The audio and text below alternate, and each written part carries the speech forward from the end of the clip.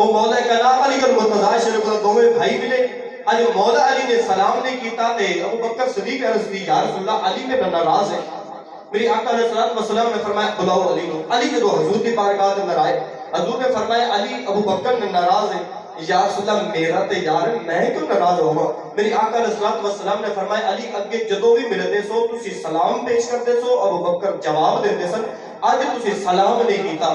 عرض کی یا رسول اللہ میں رات خواب دیکھیا اج تو بعد میں سلام نہیں ابو بکر صدیق نو کروں گا.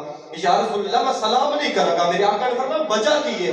کون ہے دیوالی دے غلاموں ابو بکر صدیق نے عرض کی کملی والیا جدو رات نو میں ستا سا رات خواب ویکھیا اے خواب اندر میں جنت دی سیر کر آواں جنت اندر ایک بڑا خوبصورت محل ویکھیا اے جدو میں محل دے اندر جان لگا سا میں فرشتیاں کولوں پوچھیا اے ملائکہ اے محل کیڑے بندے دا اے. ملائکہ کہن لگے اے اس بندے دا محل جنت دے اندر ہوے گا.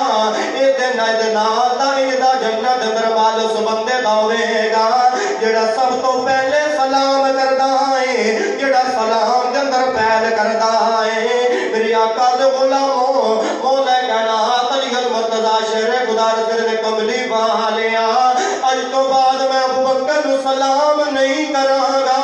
ابو بکر صدیق مینوں سلام کرن گے میں سلام دا جواب دیواں گا.